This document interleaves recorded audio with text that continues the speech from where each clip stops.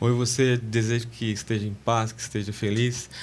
Mais um episódio do ainda podcast Solution Hunters, o Despertar. Já estamos trabalhando, né, de maneira orgânica. Vocês estão vendo a gente trabalhar com os novos moderadores, transitando nessa sociedade, né, entre a Léria Consultoria e a Casa Luz. Então, essa organicidade, ela é muito verdadeira, autêntica. Isso acho que é um diferencial desse podcast.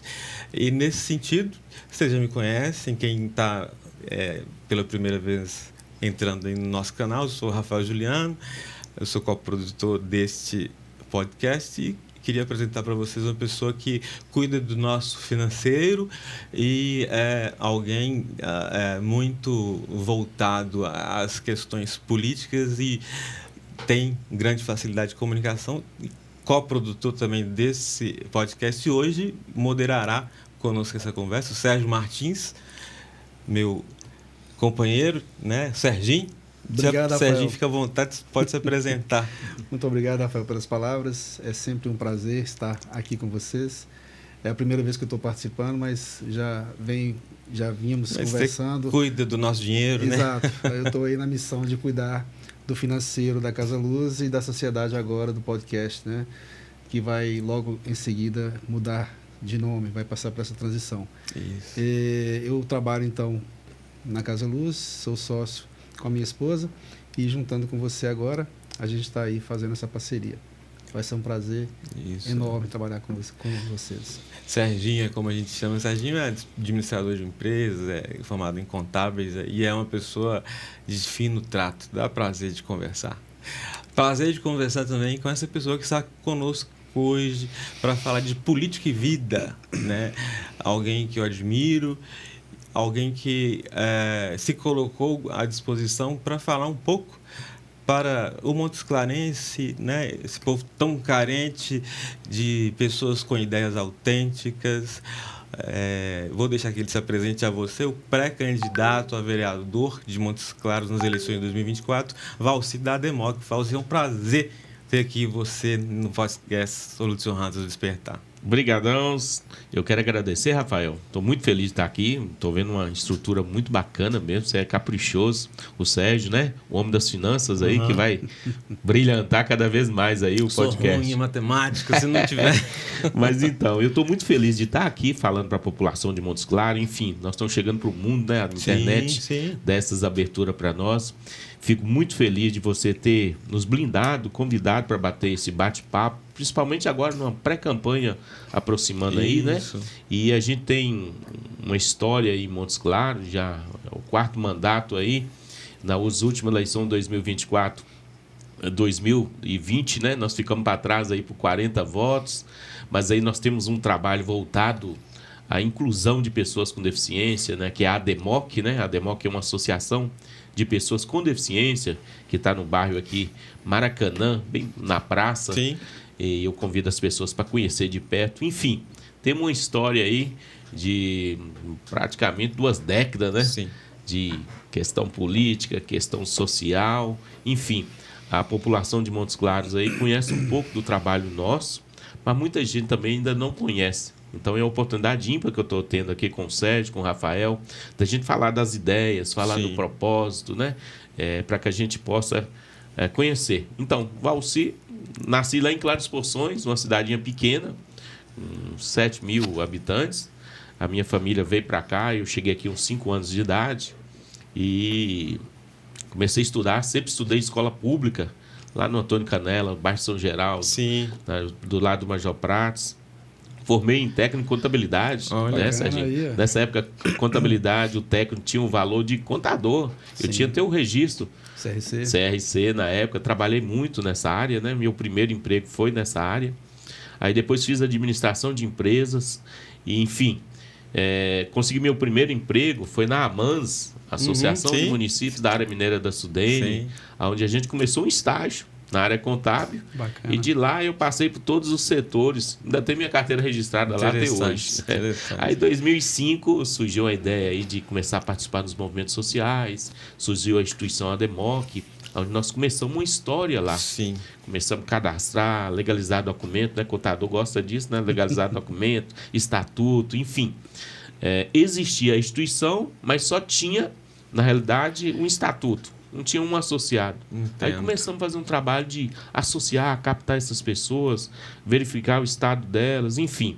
Conseguimos montar essa instituição e colocar ela para funcionar. Bacana demais. Eu acho que antes de iniciar na discussão propriamente dita, na conversa, seria interessante, Rafael, você comentar sobre o princípio, o objetivo desse podcast. Isso, exato, né? Algo que nós conversávamos, né? Assim como o Valci, nós abrimos espaço para outros pré-candidatos e, no momento certo, candidatos virem roteirizar conosco, né? Inclusive, por lei, nós temos o direito de ter o voto secreto. Então, a ideia sempre foi de tornar esse podcast um podcast de utilidade pública. Então, o povo merece saber o que pensam os pré-candidatos. E, no momento certo, o povo merece saber o que os candidatos vão propor. Então, não estamos dizendo do que apoiamos e que nem apoiamos X ou Y. Estamos dizendo que nós queremos apresentar para você, Montes Clarense, a cara de quem possivelmente poderá nos representar no legislativo, né? A política tem que ter mais vida novamente. Política e vida em pauta, né? É o tema hoje, né? Política isso, e vida. Verdade. Política, quem fala, eu não gosto de política, isso não existe, né? Nós somos seres políticos, eu sou cientista social. Dentro da casa lá já tem uma política, né? E família, exato, já é uma política. Existe isso. Eu vou aproveitar nessa liga e convidar você que tem a sua pré-candidatura lançada, ou no momento, né, de agosto, aí, que puder já começar a campanha, venha roteirizar conosco. Aqui os investimentos são de fácil acesso. RE Estúdio, Valci está aqui para acompanhar, câmeras de alta qualidade, microfones, espaço, né? O Rodrigo e o Eric são os proprietários aqui da RE Mídia, então venham, façam seus jingles com eles aqui, altíssima qualidade. Eu queria começar, se você me permite, política e vida. Eu vou num ponto que você tocou e me fez bater o coração, né?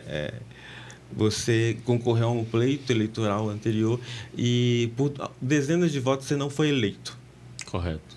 E já tinha sido eleito anteriormente. Eu acredito que as pessoas precisam aprender com as experiências de pseudo-fracasso, porque eu não vejo isso como um fracasso.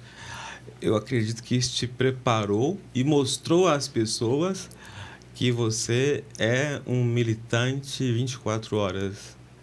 Como foi isso, né? Perceber que por dezenas de votos você não estaria no legislativo e continuar.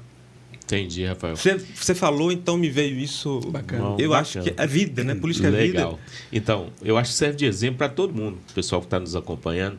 Eu aprendi que perder muitas vezes é melhor do que ganhar. 1000 vezes melhor. Sabe por quê, Serginho? Imagina você, eu vim da empresa, da Amazon, onde eu comecei a história. Sim. 2005, nós fomos eleitos, uma campanha super simples, humilde, só com voluntários, pessoas que acreditavam que precisava de uma representação, e nós fomos. E para quem não sabe, eu tenho uma deficiência, né? Sim. Eu tenho uma deficiência, que eu tive poliomielite aos 5 anos de idade. Sim, Fiquei com alimentação perna, braço, enfim. Para concorrer com o dito normal, era muito difícil. Então, nessa época, ainda podia pintar muro, ainda podia ter o brinde da camiseta. Era uma política super difícil e com gasto altíssimo. Então, para entrar nesse meio, era difícil. Inclusive, havia muito abuso de poder econômico. Nossa, né? Muito mesmo. Então, o que acontece? Com esse grupo de voluntários, pessoas que acreditaram, eles até falavam, você as pernas de Valci na campanha. E isso pegou. Várias pessoas ajudando e a gente conseguiu ser eleito. Sim. Mas só que, por a gente ter uma deficiência, há preconceito e discriminação para todo lado. E na política... Sério? Muito, muito. Imagina você, tinha um concorrente local, lembrei disso agora, eu acho que é interessante a gente contar. Claro. Esse concorrente tentava conseguir votos de todo jeito. Então, nessa época, eu podia pintar muro. Eu consegui um muro para pintar, Conseguiu, pintou com muita dificuldade, porque a gente não tinha poder aquisitivo, né? Aí pintava. À noite ele ia lá e apagava esse negócio. E o pior disso, olha para vocês verem a ideia da pessoa, a cabeça da pessoa. Chegava para as pessoas e falava, ó, imagina você, se para um normal já é difícil, para um aleijado. Usava essas palavras. Meu Deus do céu. Essa palavra, entendeu? É um cunho muito preconceituoso. Muito preconceito. Mas aí, isso serviu para que a gente pudesse ter mais ânimo e vontade de ir para uma disputa. Fomos para a disputa, ele perdeu, nós ganhamos. Depois veio outro e outro. Enfim, 4 mandatos. E esses 4 mandatos foi muito importante para a classe da pessoa com deficiência e para a comunidade, porque nós tivemos vários avanços.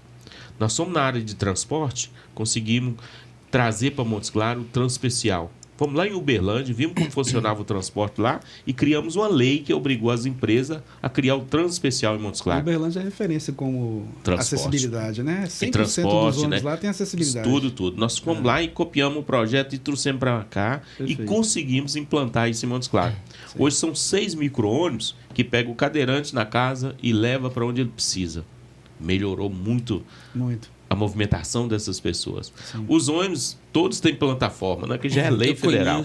Eu conheço uma vizinha que ela tem um carro adaptado. Ela fala que o dia que ela perde o ônibus e ela tem que ir no carro adaptado, que ela chega em casa o corpo moído, porque a dificuldade, mesmo com o carro adaptado, para dirigir. Então, ela assim, para ela, esse ônibus é uma divindade. Transpecial. Veio mudar a vida de muitas pessoas.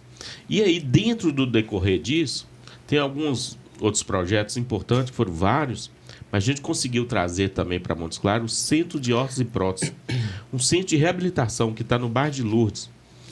Conseguimos que o município credenciasse esse serviço que só tinha em Belo Horizonte. Credenciou aqui. Esse serviço hoje fornece desde uma cadeira de roda, um andador, uma perna mecânica, inteiramente gratuito. Assim, é SUS, né? Gratuito nada, todo mundo paga, né? Todo mundo paga. Mas, enfim, o acesso melhorou dessas pessoas. E aí, enquanto vereador, tive presidente da Câmara, 2011, 2012. Olha. Aquela sede da Câmara lá, grandona lá, fui eu que consegui enquanto vereador. Horizonte, nossa, olha aí, nós conseguimos o terreno, conseguimos viabilizar, contador gosta de números, né? Então, conseguimos viabilizar, Serginho, recurso para início da construção. E como que a gente conseguiu? Poucas pessoas sabem disso. Existia uma verba de gabinete para cada vereador, uma verba para contratar serviço para o escritório, papel, esse negócio todo. Assessor. E os mais antigos aqui de Montes Claros lembram, isso era problema sério. Levou o vereador preso, né? Com problema do pombo-correio, combustível, enfim. Fiscais, né? Levava a nota e a Câmara pagava. Eu fui assessor parlamentar em Belo Horizonte por 2 anos. Eu conheci isso de perto. Inclusive, me afastei por princípios éticos. Então, porque não queriam mudar.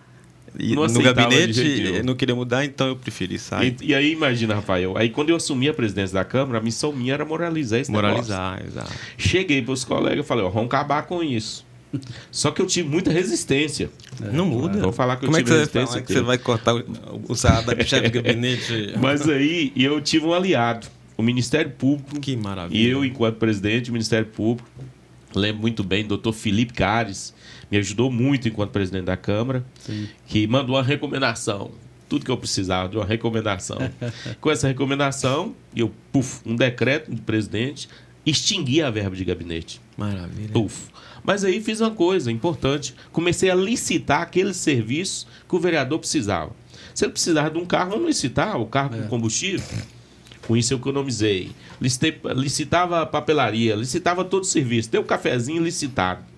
Com isso, nós conseguimos uma economia R$50 mil mês. Nossa. Olha só. Cheguei com mais de 1 milhão lá em caixa no final do ano. Aí eu já tinha viabilizado o terreno, consegui viabilizar o projeto e o início da construção daquele prédio. Isso já no finalzinho do último mandato? Foi, que o mandato do presidente de Câmara é 2011, 2012. Foi mais ou menos 2012 que a gente já... no fim do seu último mandato? Não, o último mandato foi 2020, né? Sim.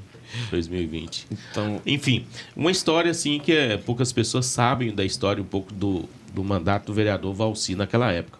E conseguimos várias legislações, várias coisas aí que ajudaram a população Dentro delas eu tenho orgulho de falar, por exemplo, as avenidas aqui grandes de Montes Claros. De trânsito rápido, né? Trânsito rápido. Era um grande sonho da gente poder fazer isso.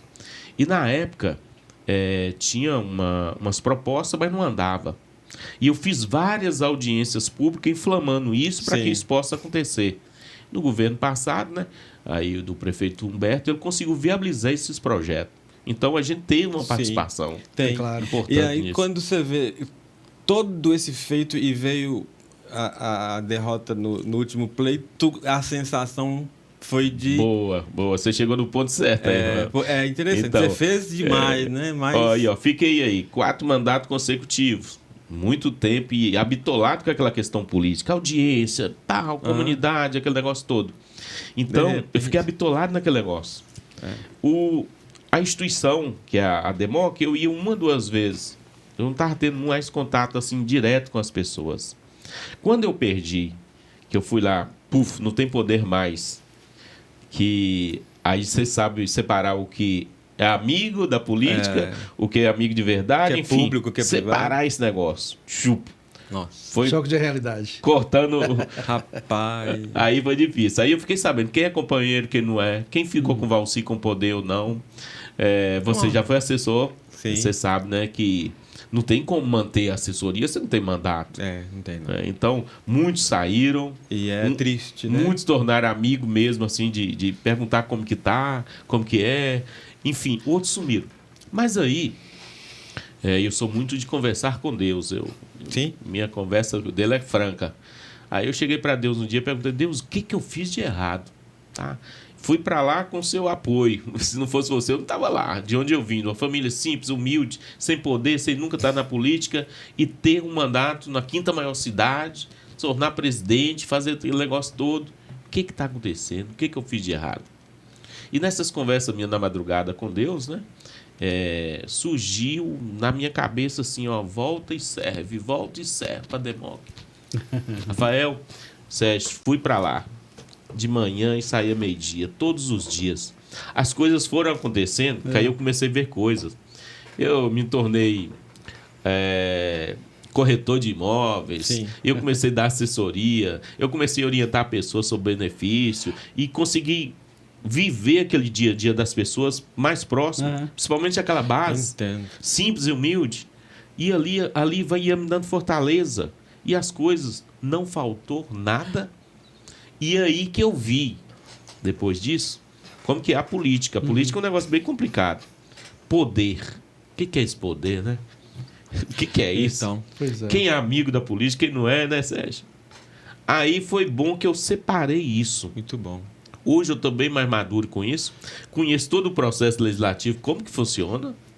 E sei o que hoje a comunidade, pelo que chega no dia a dia dentro da instituição... Você sabe o que a comunidade deseja. O que deseja? Desde o Independência ao São Geraldo II, nós temos pessoas de todo lado. Eu também tenho esse hábito de conversar com Deus de madrugada, que respeitando todas as religiões. Estou falando de espiritualidade, eu acredito que somos... E acontece isso, às vezes a gente acredita, não, mas e aí? Não vai, mas tem que passar por esse caminho aqui, porque às vezes a gente tem que lembrar de alguma coisa que a gente esqueceu, aprender uma coisa nova, né, Sérgio? Então, para quem está acompanhando aí, muitas vezes cortar alguma coisa, cara, é ensinamento, né? É vida. São os desafios que chegam para você crescer mais, né? Verdade. Eu acredito muito nisso. Então, assim, quando você é colocado numa situação que aparentemente parece ser uma perda, você pode receber como um presente, que é para você evoluir. Né? Eu vejo assim dessa forma. Eu também enxergo assim. E concluindo aqui, então, que você questionou para o Valci, quando você perdeu a eleição, então você ganhou. Né? Você aparentemente perdeu, mas ganhou. Você ganhou mais proximidade, ganhou mais humanidade com as pessoas, voltou a trabalhar na Democ, voltou a prestar assessoria para as pessoas, então você ganhou. Não é? Eu também. Você está muito mais preparado hoje. Nossa. Muito bom. O Sérgio tocou em algo muito sensível, muito da vida, né? Política e vida. A Democ não é a Democ sem o Valci. Você tocou seu sobrenome, né, Valci? Pegou, né? Valci da Democ, agora é sobrenome. E aí esquecer, né? Então foi um aprendizado. Nossa, foi importantíssimo, viu, Sérgio? Foi isso que aconteceu. E aí surgiu assim, eu estava afastado, até então não pensava nada dessa questão partidária, de voltar para isso, porque o choque foi grande. Sim, não. E eu falei, vou continuar aqui fazendo o que eu gosto, que é servir, que eu gosto muito disso, sei fazer isso. E a partir da hora que você serve, parece que as coisas que nós acabamos de falar, da questão de Deus, né? Quer acertar, ajuda, serve. Sim. As coisas vêm. Então eu estava confortável, não estava faltando nada. Aí surgiu um novo grupo, né? Eu conheci uma pessoa que é o Oscar Teixeira, hoje deputado estadual, que trouxe a sigla do partido Podemos. Sim. Me convidou para participar da campanha dele. E aí a gente desenvolveu um trabalho, ele foi vitorioso, está deputado hoje, e conseguiu um partido novo, pessoas novas, com ideias novas. Aí eu falei, todo esse aprendizado, essa experiência, vamos trazer isso aí, colocar o nosso nome aí como pré-candidato, para ver se a população ainda aceita a gente e quer a gente como empregado, né? Sim. Quer a gente como empregado. Porque o político tem que pensar nisso. Nós somos empregados de uma população. Sem dúvida. Não é fácil essa missão, né? Então, mas aí é a história de Valcino, mais ou menos isso. E aí estamos aí como pré-candidato e vamos ver o que acontece. Da ideia de que derrota e vitórias não existem, que existem experiências, né? Ô Valci, pegando aí o que você já comentou sobre a sua história, né? Você veio de uma cidade pequena, fez administração, técnico contábil e trabalhou na AMANS, bacana. E como foi que você se apaixonou pela política? Como você se descobriu na política? Conta pra gente. Legal, Sérgio. Então, por eu estar trabalhando numa associação de municípios da área mineira de Sudene, lá eu estava lidando com prefeitos, que é uma associação de prefeitos, e lidando diretamente com vereadores. Sim. E já era voluntário dessa instituição. Então, eu comecei a enxergar a política dentro dessa associação, aquela questão partidária, como funcionava, e vi o lado de uma classe até então sem representação nenhuma, que era a pessoa com deficiência, que sofria muito com preconceito, com discriminação, sem ter uma voz para defender ela. E foi isso que me atraiu a participar na época enquanto candidato. Foi isso que me levou para isso, entendeu? Entendi. Essa vontade de representação do segmento. Sim. Aí quando eu cheguei lá, que eu vi que a coisa era bem maior. Eu fui até secretário de Desenvolvimento Social em Montes Claros, na época. Interessante. Emendando. E sua primeira experiência? Quando você falou, cheguei lá e vi que a coisa era bem maior. Ele perguntou como é, né? Que se deu essa paixão. Mas aí quando você chegou lá e viu que era uma coisa bem maior, Rafael, como é que foi? Você tocou num negócio que eu lembrei lá do início. Então, cheguei falando assim, agora eu tô com poder na mão, tô vereador, vou poder mudar esse negócio todo aqui. E o melhor, o prefeito da época me convida para ser secretário de Desenvolvimento Social no primeiro mandato. Olha só, que espanto, né? Aí eu falei, aí vai ser melhor ainda. Você sabia que Ferreira Goulart fala que a vida é espanto? Você tá cheio de vida. Chegou de uma hora para outra, fui lá pro executivo, eu já tenho experiência no executivo. Quando eu chego no executivo, uma estrutura totalmente diferente, né, de servidores antigos, contratados agora, com a mentalidade diferente da minha, que cheguei para querer fazer as coisas acontecer. Na época ganhei 2 gerentes de presente lá. Olha, que não caminhava com as minhas ideias. Nossa. E aí eu tentei, Rafael, de toda forma fazer as coisas andarem nessa época. Não consegui. Cheguei pro prefeito da época, falei, tá aqui seu cargo, vou voltar para a Câmara, que eu acho que eu vim, foi para lá. A sabotagem, né? Tem você demais. Percebeu que você foi sabotado? Foi. Não deixava as coisas andarem, entendeu? Não deixava, as ideias não fluíam. Essa questão partidária toda, né? Sim. Então, eu consegui voltar para a Câmara e foi a escolha melhor que eu tive. Porque lá eu consegui desenvolver projetos. Porque, na realidade, o que o vereador faz? A população tem que saber disso. O que o vereador faz? Acho que é interessante você falar isso aí. Sim. O que é o papel do vereador? Qual que é a importância do vereador na cidade de Montes Claros ou em qualquer lugar do país, né? Eu acredito que é interessante. A população é muito carente disso, né? Então, fala com o povo. Então, Sérgio, o pessoal que está aí, isso é importantíssimo. O vereador, qual o papel dele? É verear, de representar. E hoje o vereador, aqui principalmente na nossa região, muitas vezes a população não sabe o poder de um vereador, que é legislar e fiscalizar. O maior papel dele é fiscalizar. Que legislar é muito difícil você criar leis, porque você não pode criar obrigação para o executivo, você não pode criar despesa para ele. Então, legislar já é mais difícil, mas fiscalizar é o mais importante e é a obrigação dele. Sim. E o que acontece hoje que eu percebo? Esse papel eu não estou vendo muito da Câmara atual. Porque contrata-se empresa X, o vereador tinha que acompanhar aquele contrato. O que está gastando? O orçamento de Montes Claros é 2 bilhões ano. É muito recurso. Então, daria para nós estar com uma saúde top, com assistência social top, com educação top. Não que a administração esteja ruim, que na área de infraestrutura está ótima. Mas aí, o debate aqui é de papel, ideias, né? O papel de fiscalizar, de olhar. Isso eu não vejo hoje a Câmara de Vereadores fazendo. E a população, que ela que tem que ser ouvida, que tem que estar lá na comunidade, tem que trazer para uma audiência pública, fatos para discutirem, ficou órfã desse negócio. Porque hoje vamos pegar a nossa realidade. O que acontece mais em Montes Claros? É obras de asfalto e infraestrutura. Sim. Boa. Eu queria até ressaltar, eu venho de Belo Horizonte, 17 anos lá, a experiência de assistência social lá é muito forte, na Secretaria de Assistência Social. E eu me deparei, assim, depois de 17 anos, assim, com pessoas vivendo nas ruas, pessoas, assim, a drogadição. Assim, parece-me que trocaram, de fato, pessoas pelo asfalto, né? Estou falando como um cidadão. Entendi, rapaz. Né? E a visão maior? Vamos fazer uma visita. Você que está em casa, vamos lá. Vamos lá na rodoviária? Vamos entrar na rodoviária. Rapaz, é isso. Rodoviária hoje de Montes Claros, que é o ponto principal, o cartão postal, porque chega toda a população, vem ali. Quando a gente entra lá, a gente não consegue andar. Não. Com o pedinte, com aquele morador de rua que está por ali e tal. Então, faltou muito trabalhar esse social no município. Como faltou? Está faltando muito. E outra coisa que a gente percebe, por eu estar dentro de uma instituição, a gente percebe muito. A gente vai lá no CRAS, o CRAS não está preparado para atender aquela população. Aí manda para a instituição ADEMOC. Chega lá a instituição ADEMOC, ela não tem infraestrutura de poder público para resolver as coisas. E a gente fica perdido. Então, voltando mais uma vez, o voto mais importante de uma população é para o vereador. Por quê? O vereador vai estar acompanhando toda a administração. Prefeito nenhum governa sem vereador. Não. Todos os projetos passam pela Câmara, tem que pedir autorização. Aí que chega a hora de discutir. Peraí, mas chegou isso aqui. Peraí, senhor prefeito.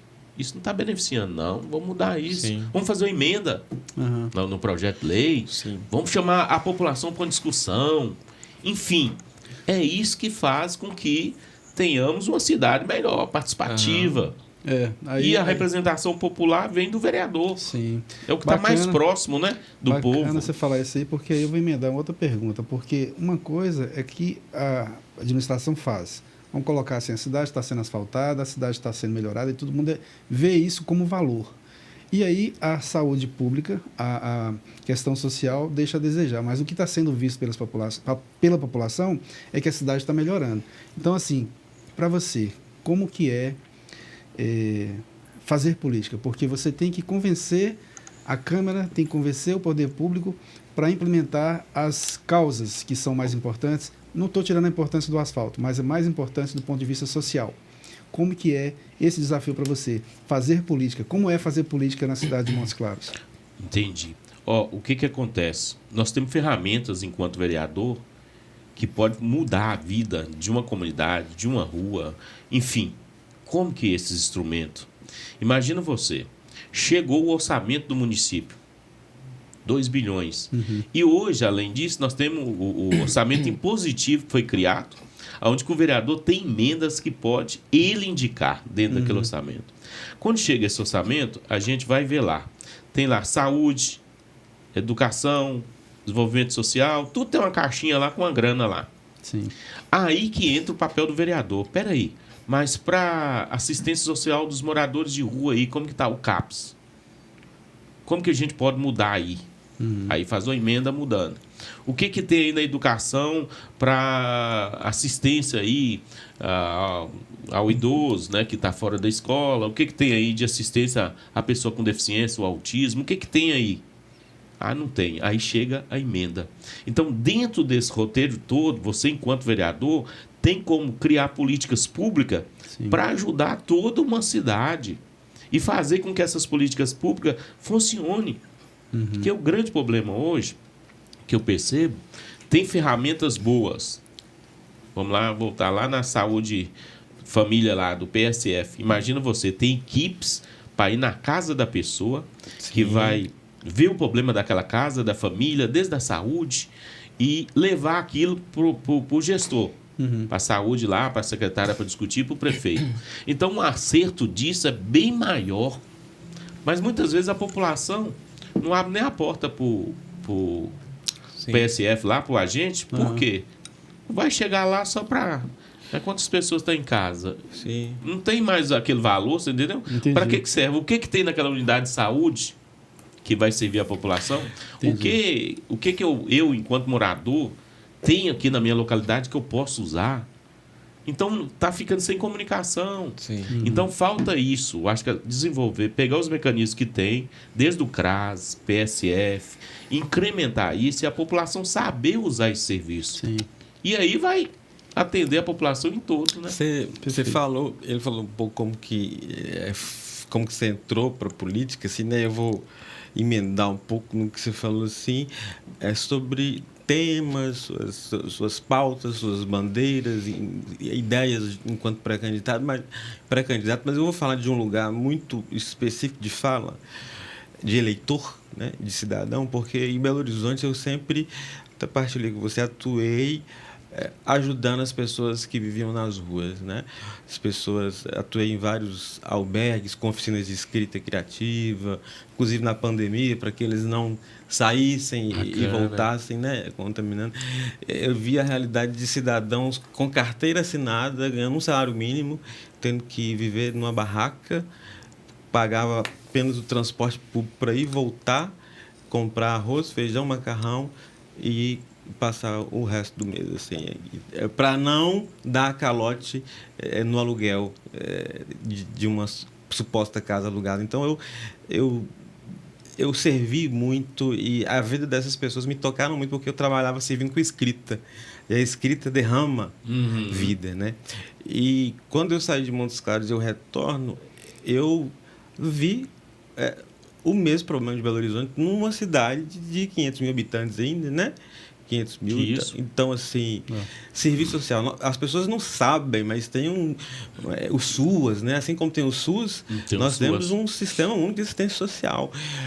Eu, de fato, como eleitor, como cidadão, eu não vejo o SUAS em Montes Claros trabalhar. Então, dentro dessas pautas, ideias, privilegia para mim, já no início, o que você pensa de ideia para melhorar o serviço do SUAS? Rafael, dentro dessa experiência toda aí que você viu e a gente convivendo no dia a dia com essa população, nós descobrimos, essa administração já vai para 8 anos, né? 8 anos.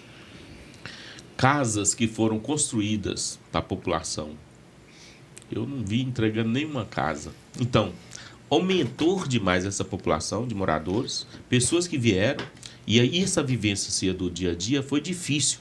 Então tem que voltar esse programa habitacional. Tem que garantir, Sérgio, igual eu falei lá no orçamento, que tanto por cento desses 2 bilhões tem que ir para a construção de casas populares. E aí tem que pegar a assistência social lá e fazer um cadastro sério, onde que estão essas pessoas e tudo mais. E passar para elas a dignidade de ter casa. Porque isso volta para o terceiro setor. Essas ONGs, para as quais eu era voluntário, elas conseguiram começar a fazer repúblicas com aquela pessoa que morava na rua e conseguia se reabilitar, né, sair da drogadição, voltar a ter contato parental. Então, eles emprego, começaram a alfabetizar república. Ou seja, vem para o terceiro setor, vai para a Demog, vai para uma ONG, e aí vamos fazer república. 8 moradores, eles trabalham. Isso é política pública, e pagam, né, Rafael? Bacana. Aí, ó, o que eu vejo hoje? A população aumentou, né? No sinal, na rodoviária, que a gente acabou de citar aqui, mas se dá uma atenção para esse pessoal. Moradia, trabalho, é a realidade de um ser humano que vai mudar, Sérgio. Sim. Mas o que tem que ter uma atenção voltada a isso. Sim. Então, uma das metas que a gente quer como proposta mesmo, como pré-candidato, é trabalhar esse social. Sim. Essa população tem que ter uma atenção. Tem que localizar a família. Então, a minha percepção não está equivocada, não. De alguém que volta, observar mais ou menos neutro, a minha percepção não está equivocada, realmente houve uma estagnação. Não, parece que você já estava morando aqui antes, já conhecia o campo, porque você tem uma experiência de capital, que é bem maior. Sim. E Montes Claros é a capital do norte. Pois é. Olha para você ver, é uma capital que está vindo gente de todos os lados. Sim. Tem pessoas que vêm para cá com a intenção de conseguir um emprego. Chegou, não conseguiu um emprego, vai ficar naquela situação. E quem é essa pessoa? O que a gente pode ajudar ela? Tem políticas públicas para fazer isso acontecer. No social, é fazer com que a secretaria desenvolva, tem recurso para isso. Casa popular, curso, preparar, tratar da pessoa, Sim, né? Tratar. Exato. Uma clínica municipal que possa dar um apoio. Porque vai, Sérgio, tudo para o terceiro setor. Aí tem aquele tanto de associação normalmente vinculadas a denominações religiosas que não tem um protocolo de atendimento correto, por exemplo, para drogadição, né? Então, para a pessoa sair do vício, enquanto até terapeuta fala aqui, não adianta só terapia, não adianta só oração. Só né? tratamento. Tem que ter uma abordagem tem um coração bom, né? Do Montes Clarense, da igreja e tudo mais, mas tem que ter o poder público. O poder público tem que fazer essas políticas, fazerem acontecer. É uma das propostas nossas, enquanto pré-candidato, de estar trabalhando de fato o social de Montes Claros. Não só a pessoa com deficiência, mas, enfim, todas essas políticas sociais têm que ser ativadas. Bacana. Eu vou fazer uma pergunta aqui para você. A gente até conversou no início aqui, antes de iniciar o trabalho aqui, a conversa, sobre a questão da política, né? A gente tem aí direita, esquerda. Eu queria que você explicasse um pouco da sua formação política, qual que é a sua linha de trabalho, né? A política, se é esquerda, se é direita ou se é de centro, e esclarecer o que vem ser isso para a população.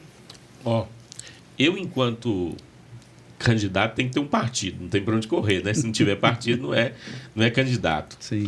Então, o meu partido hoje, que a gente está afiliado e está como pré-candidato, espero que seja tudo aprovado, tudo bonitinho, a candidatura no futuro aí, que está próximo já, esse partido, ele visa a população. Ele quer que a população esteja bem. Mas aí, é direita, é esquerda. Nós estamos ali observando o que é bom. Se é bom para a população, é a defesa que eu vou estar fazendo. E eu tenho toda essa liberdade hoje, dentro do partido, de fazer isso. Sim, Espera aí, eu não tenho bandeira A, B, C, não. A bandeira não é vermelha, nem verde, nem amarela, nem azul. Não. É a população, vamos ouvir ela. Que o acerto é maior. Dessas experiências que eu tive aí de 16 anos de vida pública, eu aprendi isso. Você está lá como empregado do povo. Sim. Então você tem que estar vendo o que o povo precisa e ter, dentro dessa política aí, sair vivo lá para representar a população, que é brava, né? É brava. Interessante você falar isso, porque a gente até comentava, né, por nosso contexto aqui, sim, esquerda, direita e centro favorece a discussão por ser mais simples. Mas essa posição sua de observar e verificar o que é melhor para a população, já é uma posição europeia há muito tempo. Por exemplo, né, no leste europeu, você falar esquerda e direita, ninguém compreende mais, assim, né? Desse jeito como nós entendemos. Mas o processo político do Brasil é assim, nós entendemos. E aí eu falo esquerda, direita, polarização. Isso que nós vivemos no nosso país aí desde 2016, que eu penso que é um desfavor à cidadania, ao exercício da cidadania. Você pensa que nós vamos viver reflexos dessa polarização nessas eleições de 2024? E, se sim, você acha que até quando isso vai nos prejudicar? Porque é muito raso, é um desfavor, de fato, a uma política séria, né? Concordo com você. Isso traz muito prejuízo. Sim. Muito prejuízo. Mas com isso também, a população teve um aprendizado. Né? Hoje, todo cidadão já se fala de política, já sabe o que é uma votação, já sabe como que está conduzindo o candidato. Então, antigamente votava-se num deputado e nem sabia a história. Hoje, com a rede, com a internet, isso facilitou, as informações estão chegando. Então, eu percebo agora que nós vamos ter um eleitor bem mais consciente das coisas. E ele vai ser mais participativo, ele é mais cobrador. E eu quero que isso transforme assim, e mais ainda, porque o político ele tem que aprender que ele é funcionário do povo. Eu gosto dessa fala que, sua, sabe? Não, que ele pode entrar e pode sair qualquer hora. Eu gosto dessa fala, porque no Brasil, o servidor público, ele... Acho que isso se deu com a história da família real, vindo para cá em 1808, né? Já chega tomando as casas melhores. O servidor público no Brasil, ele não tem a noção de que ele é empregado do povo. Sim. Ele, né? Delegado. Vereador, né? As famosas carteiradas, né? Sim. Pelo amor de Deus, né? Um vereador que passa numa habilita de trânsito e não mostra habilitação e mostra uma carteira do Poder Legislativo, isso para mim é uma vergonha, né? Eu acho que... Tinha que dar um exemplo, né? Sim. Eu acredito que isso é o maior passo que nós temos que desenvolver, e nós estamos falando de município, de localidade, Montes Claros. Isso é muito arraigado aqui. Verdade. Muito ainda tem ainda. Sabe quem eu sou? Não é? Tem essa história. Não é, sabe quem eu sou? A famosa carteirada, né? Na Inglaterra mesmo, não sei se foi a Margaret Thatcher que falou isso, quando falaram do dinheiro público e ela voltou para o Congresso, para o Parlamento lá e falou, olha, o dinheiro não é público, o dinheiro são das pessoas e tem que ser bem administrado. Sim. Então não é meu, não é seu, é de todo mundo, né? Eu acredito que, sobretudo aqui no Norte, a gente vai ter mais dificuldade para ir quebrando esse paradigma e ir trazendo, assim, olha, essa você é consciência, servidor. Né? Consciências são... É um processo demorado. Nossa, é aos poucos que vai. Eu percebo que a própria população também tem que aprender. Tem, cobrar, né? Olha, peraí, você... Voltando lá na instituição, o que eu aprendi muito lá? Chegava uma pessoa com deficiência sendo ferida pelo seu direito. Ferido mesmo. Aí, chegava lá, o próprio servidor do local público, não, você não tem direito. Mas não tem direito. Estou enxergando aqui que você tem o direito. Volta lá e pega a negativa. Essa palavra que eu aprendi lidando com as pessoas. Pega a negativa, que aí vai gerar um documento. Isso. Na hora que gera um documento, peraí, se a lei está falando que você tem direito, isso aqui, vamos para a justiça que vamos ganhar. E aí, esse servidor desses setores vão começar, peraí, toda hora está chegando uma intimação judicial aqui, as coisas vão mudar. Então, a população ela tem que aprender a usar essas ferramentas. Sim. Peraí, se eu estou lá, para atender. Então, se você não está lá para atender, era melhor você estar em casa, então fica lá na sua casa quietinho. Mas se eu estou lá, qualquer um que vem cidadão tem que ser bem atendido. Tem que acabar com isso. E a hora que o cidadão começar a perceber que ele é de direito fazer isso, não é ir para casa e chorar, as coisas vão... Eu também acredito muito mudando. No papel. Documento para mim, então, que eu não tenho direito. Você vem de coisa pública, você sabe, né? Se não tiver um documento, vamos documentar as coisas. Então, o recadinho aí pro pessoal, foi negado o direito, vamos lá, pega a negativa. Por que eu não tenho? É interessante a gente falar aí isso. Aí na hora que você fala essa negativa, muda. Peraí. Muda. A cabeça boa muda. Em países onde há um respeito maior à cidadania, né, as leis são... a quantidade de leis são pequenas. Exatamente. Porque a cidadania... Todo mundo já sabe do seu direito, não precisa escrever no papel. Sim, aqui não, a gente tem que colocar tudo no papel. Você tem a lei, você tem a Constituição, você tem o decreto, você tem a instrução normativa, você tem a resolução, você tem a jurisprudência, você tem um monte de coisa para ver se a coisa funciona. Porque, infelizmente, a cidadania está longe. Está longe, certo? Foi num ponto Nossa, você falou tudo, fantástico. Não precisava dessa legislação. Não precisava. Enxergar o cara como gente, como cidadão. Exatamente. Só isso. Aqui no Brasil, a gente só vê multiplicar, né? Você que é da área contábil, eu também sou né, do Estado, não menciono, mas assim, a gente só vê o Estado multiplicando, a União multiplicando, o município multiplicando a legislação. A gente vê claramente assim, feminicídio, né? Homofobia equiparar a racismo. Peraí, gente. homicídio, matou alguém, independente. Não estou falando que a lei não deveria vir. Ela veio por quê? Porque nós não temos o mínimo ainda de exercício de cidadania para garantir aos dois gêneros o direito de viver. Verdade. Porque o direito de viver ainda favorece o homem. Olha para você ver em que estado de exercício de cidadania que nós estamos. Né? Então vem a lei, né, do feminicídio. É fantástico a sua fala. Né? E além disso, eu queria colocar um ponto aqui, a questão da pessoa com deficiência, né, que é uma das bandeiras que você traz como social como um todo.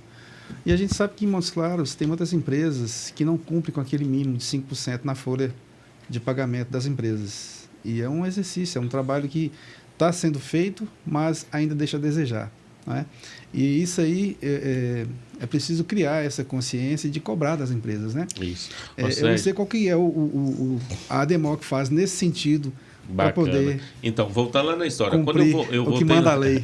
Quando eu voltei lá para dentro da instituição, nós criamos um banco de talento voltado à pessoa com deficiência, visando essa lei de cotas, que ela é desde 1999. Exato. Ela fala que toda empresa com mais de 100 funcionários tem que ter de 1 a 5 pessoas com deficiência lá. E aí sempre as empresas falam que não achava, não encontrava a pessoa com deficiência. Mandava uma cartinha para a instituição lá, manda banco de dados para mim. Aí com essa cartinha ele já documentava junto ao Ministério do Trabalho que não tinha, enfim. Mas aí o que eu comecei a fazer? Comecei a visitar as empresas. Falando, dentro da instituição nós temos pessoa... Não, já depois... Como presidente da como presidente, como voluntário lá da DEMOC. Voluntário. E lá dentro da instituição tem pessoas que podem ocupar cargo aqui. E as coisas foram passando. Hoje nós temos mais de 80 RH que trabalham lá usando esse banco de dados. Bacana. São mais de 200 pessoas trabalhando, ocupando esse cargo. Desde o físico, o autista, o mental, o leve, enfim, várias pessoas com deficiência entrando no mercado de trabalho. Sim, bacana. A lei, né? Mas aí eu criei na cabeça deles, falar, peraí, tem que dar oportunidade. Sim. Testa aí o cara, não é só fazer uma entrevista. Coloca ele para testar. Exato. Aí começar a criar, mas falta muito. Falta muito, eu percebo. Tem que pagar um pedágio aí, né? Ainda. Porque tem, não é todas, mas tem empresa que quer, não, eu quero aquela deficiência leve. O que é leve? Falta um dedinho. Entendeu? Não tem dificuldade. E às vezes eu vou colocar aqui, será que vai gerar problema para mim? Às vezes essa questão da deficiência é uma coisa interessante, né? Porque às vezes a pessoa olha e acha que está estritamente voltada ao olhar, a deficiência. Né? Quando a gente fala deficiência, a gente fala deficiência como um todo, né?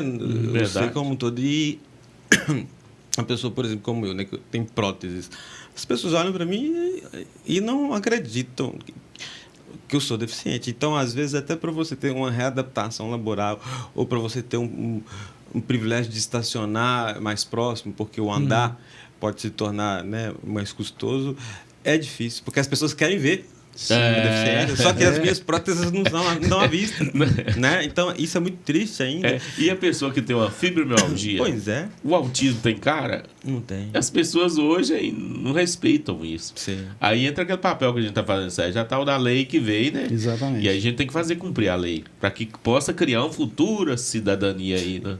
Que o pessoal possa respeitar mais. Em se tratando de cidadania, em se tratando de experiência política, sabe aquele jogo de palavras que os apresentadores dos programas fazem assim?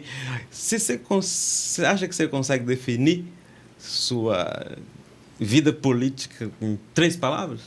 3 palavras? Você pegou pesado. Mas aí, eu acho que a política traz união, a política traz com que a gente possa fazer e possa realizar. Eu acho que realizar é um papel assim que você consegue fazer isso. Dentro da política você consegue realizar ações de pessoas, Sim. melhorias na vida de pessoas, simplesmente usando as ferramentas que tem lá. Sim. Que é um orçamento público, que é as ferramentas que está lá, que muitas vezes as pessoas não dão atenção para aquele mais simples, mais humilde. Você é um esperançoso, né, Valci? Eu vejo isso, assim, Serginho. Porque às vezes, quando a gente conversa com outros vereadores, pré-candidatos, em outras situações, né, até assessores parlamentares, a gente percebe um certo distanciamento, né?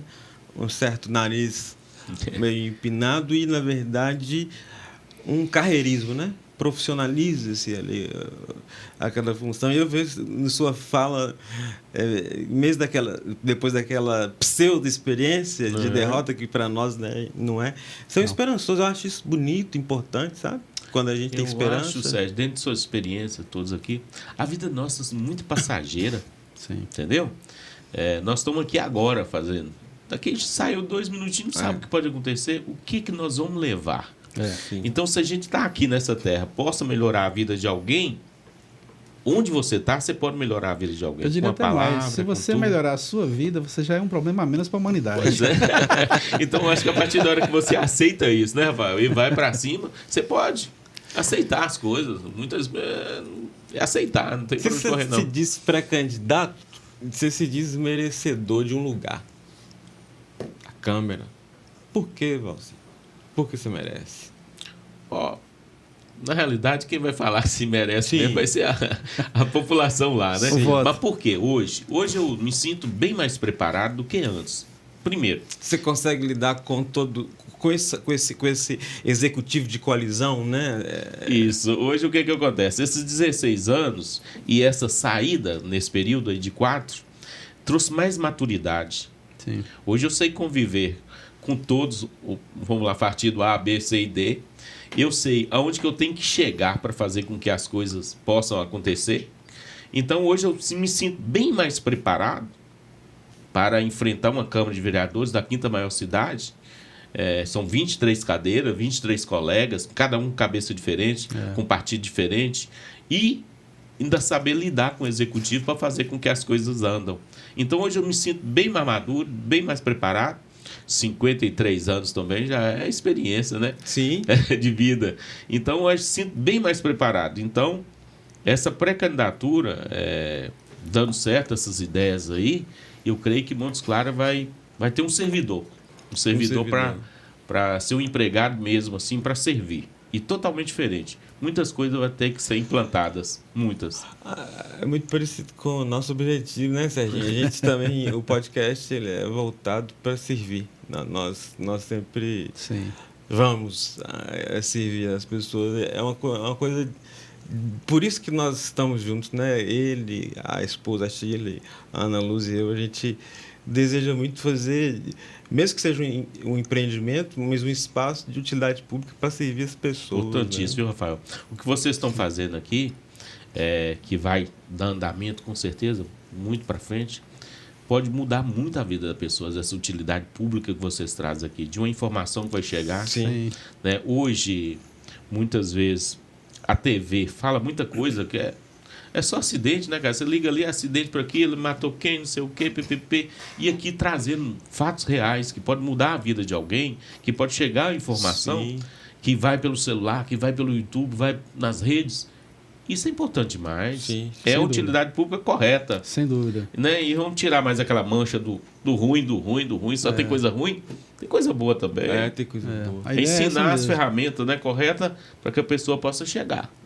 Eu vou, Serginho, essa questão é uma inovação, né? Um podcast que serve, que traz um pré-candidato para falar à população das ideias. Assim também temos, né, psicólogos que vêm falar de sua profissão, empresas que vêm falar de seus produtos. E, nesse sentido, o horário, né, de campanha eleitoral obrigatório na TV e no rádio, né?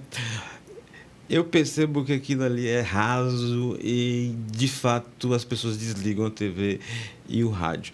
Você, como pré-candidato, percebendo esse ambiente que nós buscamos aqui, né, Serginho, da RE Mídia, com essa moderação viva, tranquila, esse bate-papo gostoso, você percebe que, de fato, é um serviço para que os pré-candidatos e futuramente candidatos eles possam falar tete a tete para o povo, sem aquele negócio de tempo, né? Porque tem uns que têm mais tempo, tem outros que têm menos tempo. É enfadonho, não tem esse brilho da gente sorrir, da gente brincar. Você acredita que isso aqui, de fato, pode ajudar as pessoas a terem mais consciência do pleito? Na realidade, eu creio que E o que eu estou sentindo aqui é um convívio bacana, né? Um bate-papo totalmente diferente, né? Porque muitas vezes você vai para uma tribuna, você tem 5 minutos para levar a ideia de um projeto. Nossa. Pá! E se você pegar mais 1 minuto emprestado do colega, você não consegue levar isso. Não. Né? Então pode ser que o candidato, a pessoa que está lá, o vereador, o prefeito, ele está com a vontade de passar aquilo, mas não consegue. Não consegue. Então, aqui eu vejo um ambiente que vai poder servir toda uma cidade e uma região. Você pode ter certeza disso. Como? Serviços atuais, igual vocês já estão trabalhando. E a coisa pública, né? Sim. Trazer um secretário aqui de saúde, desenvolvimento social. Você vai ter um tempo para falar para a população agora como que está funcionando esse serviço. Livremente, fala aí. Exatamente. Essa questão da vacinação, essa questão do projeto de assistência, o que seja, ou a educação. Como que está a educação? Então, é um podcast totalmente diferente e que já está dando resultado e vai ajudar muito a população. Pode ter certeza, Sérgio. Isso é nosso objetivo. Né? Como é que está nosso tempo aí? Tá, nós aqui não temos tempo não. Aqui Tá isso que eu falo, é diferente da propaganda eleitoral, né? A gente pode tem espaço, tem tempo para bater um papo. Bem legal.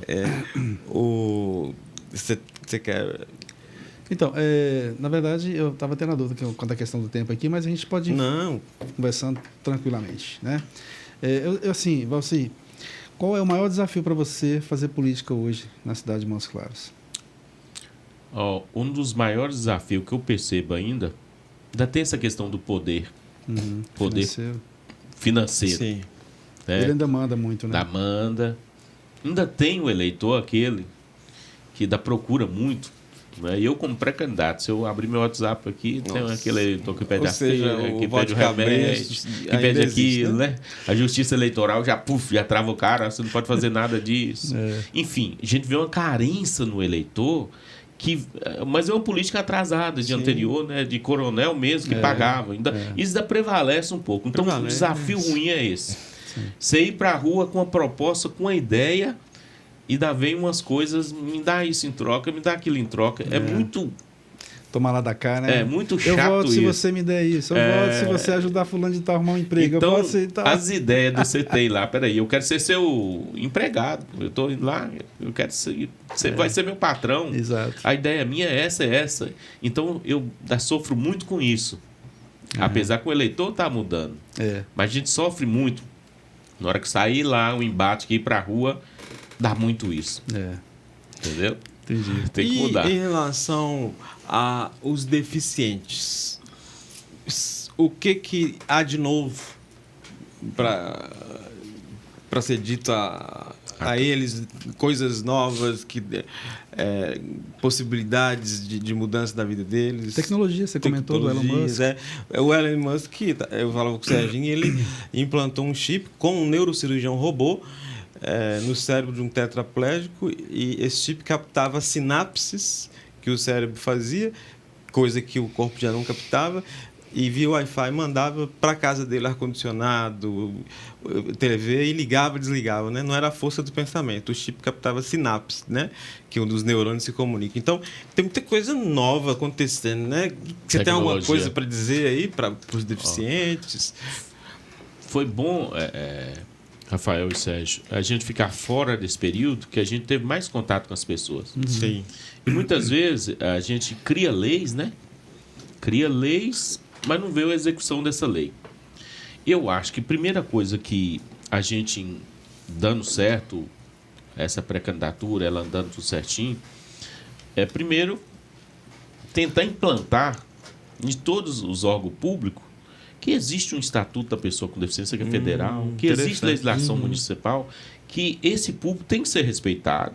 Se você desrespeitar uma pessoa com deficiência, lá no estatuto fala que é cadeia, o cara vai ser preso. É preconceito, é discriminação, vai ser preso. O servidor crime, conhecer isso e a gente trabalhar como lidar com isso. Desde o autista, que cresceu um número enorme em Montes Claros, as famílias estão perdidas, não sabem como fazer isso. E criar mecanismo de apoio a essas pessoas. Vamos lá, o autismo hoje. Nós precisamos criar um centro voltado ao autista, à família do autista. E com esse centro que a gente possa dar treinamento para a população, com o privado, ao público, como lidar com essas pessoas, essa situação. Tem que mexer com isso. Sim. E outra coisa, igual você falou, tem muita tecnologia Sim. que dá para chegar na população. Mas sem o poder público chegar para licitar e comprar, ele não vai conseguir. Não vai ter o acesso. Eu estava conversando com vocês há pouco aí, à parte. Agora mesmo eu descobri uma tecnologia que para o cego vai trazer a visão para ele. É um equipamento de inteligência artificial que anexa aqui. E esse equipamento tem uma câmera onde que faz a leitura para as pessoas. Ela pega o livro, faz a leitura, escaneia, faz a leitura. Esse equipamento traz para o cego a cor da roupa que você está vestindo. Ele consegue fazer sua leitura facial para falar quem é que ele está de frente. Ele consegue fazer a leitura de um dinheiro, de uma cédula de dinheiro. Ele consegue ir no guarda-roupa dele e verificar as cores que tem ali para pegar. Então, são tecnologias bacanas, mas de difícil acesso. É caro. Interessante. Ao mesmo tempo que dá essa possibilidade, né, de melhorar a vida das pessoas, também as pessoas podem ver isso como ameaça, né? A perder empregos, sim, né? Porque isso aí vai exato. substituindo muito trabalho operacional. Muitos trabalhos que se dizem intelectuais hoje, a inteligência artificial pode substituir. Então, assim, a gente vê aí como benefício e vê como risco também, né? Verdade. Então, nós temos que criar mecanismos dentro do município, as secretarias trabalhar isso, para trazer isso para essa população. Sim. Ter acesso a essas informações. Só adicionando um comentário aqui, você falou do autista, a minha esposa faz um trabalho em Monte Azul, nós somos de lá, não falei, e lá a PAI de Monte Azul, ela faz um trabalho com a família do autista, e onde o maior objetivo é cuidar de quem cuida. Exato. Aí, ó. É muito legal. O que eu percebo, Sérgio, adoece, viu, você? Cuidar da doença. Vocês já trabalham com família. O que eu percebo, numa família que tem um autismo, logo vem uma separação. O esposo separa. E sempre a mulher pega a carga. E quem está em torno, que é o que você falou, é o pai, é o tio, não sei o quê, todo mundo fica desestabilizado, porque não sabe lidar com isso. Então, o principal é isso, lidar com a família. E aí, o próprio autista, a pessoa com deficiência, vai ser melhor. Claro. A vida dele. A Casa Luz, né? A minha sócia, propriedade do Sérgio e da Chile, a Chile faz esse trabalho com as famílias. Isso aí é o acerto. Cuidar do cuidador, porque o índice de cuidadores que adoecem, não só tratando de pessoas com espectro autista, é muito alto. Porque é um renunciar à própria vida, praticamente. É um sacerdócio. Sim. É uma realidade que está aí. Sim. E tem que fazer uma política pública voltada a isso. Então, a gente está pensando nisso. Vai ser um mandato diferenciado. Olha, inclusive com relação ao autismo, Sérgio, tenho minha última especialização na PUC agora, terminei há pouco mesmo, a professora Marie-Christine Latzvik, da francesa, pesquisa de 20 anos, 2 décadas.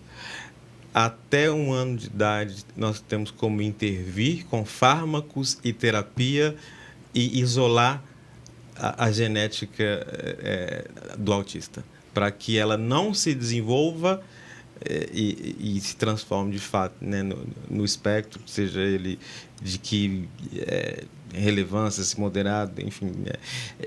Ela diz que a intervenção, a pesquisa dela começa desde a concepção, ela observa o feto, os movimentos, aí desde o nascimento ela observa várias questões, são 20 anos, então ela está pesquisando a vida de pessoas de 20 anos. Né?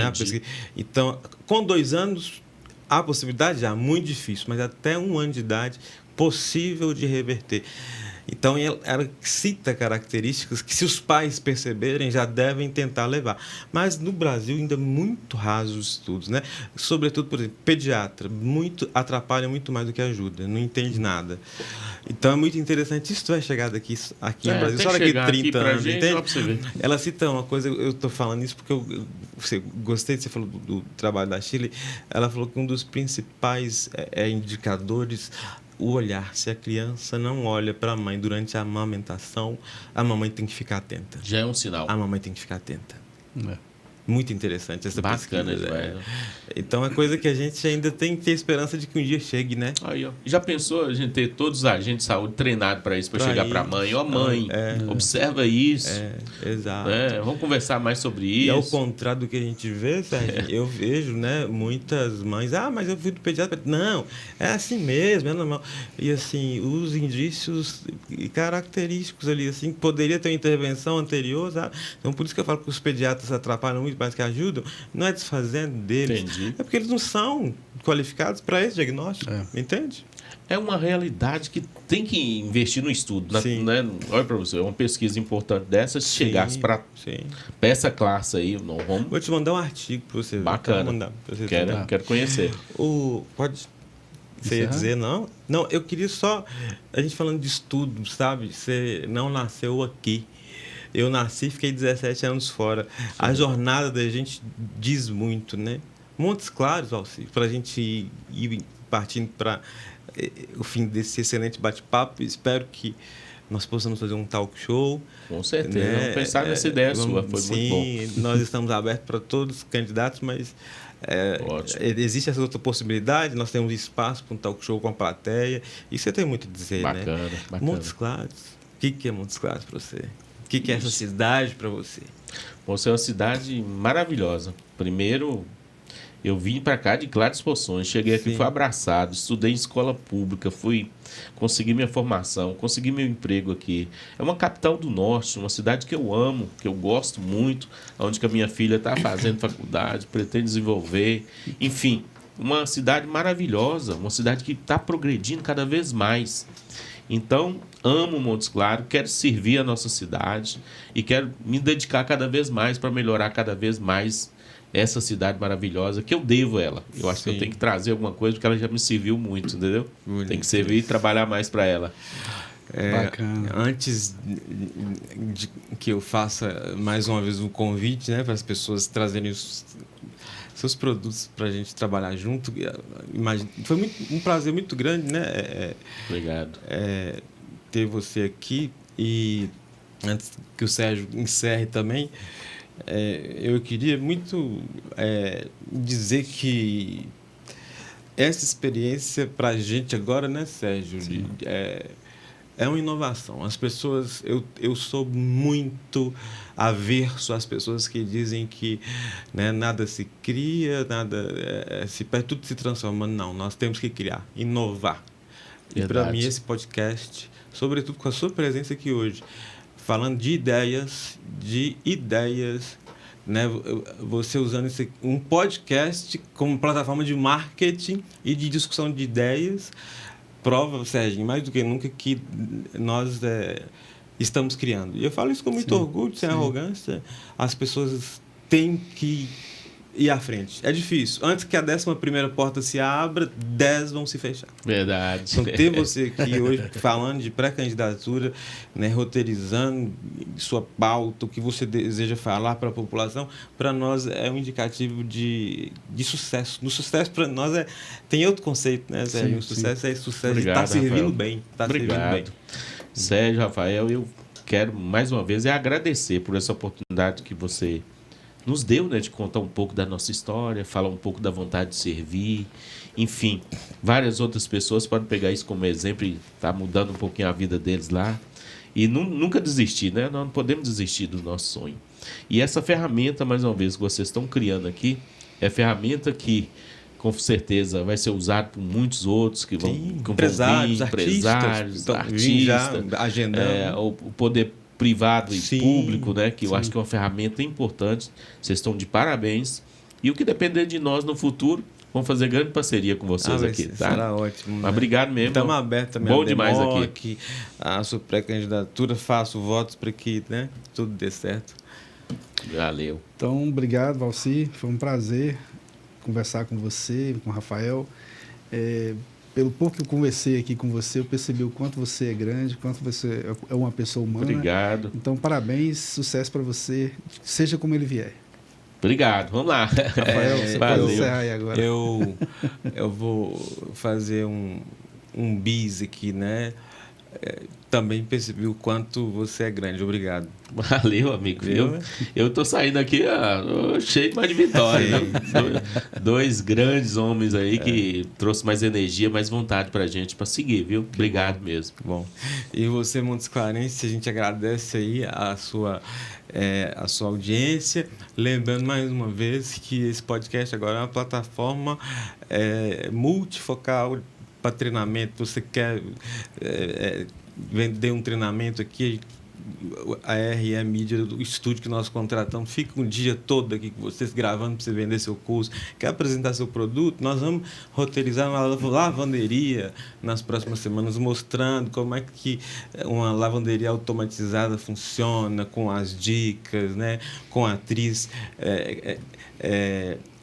contratada pelos proprietários. Então, o terapeuta, o profissional liberal que quer vir apresentar seu trabalho, venha.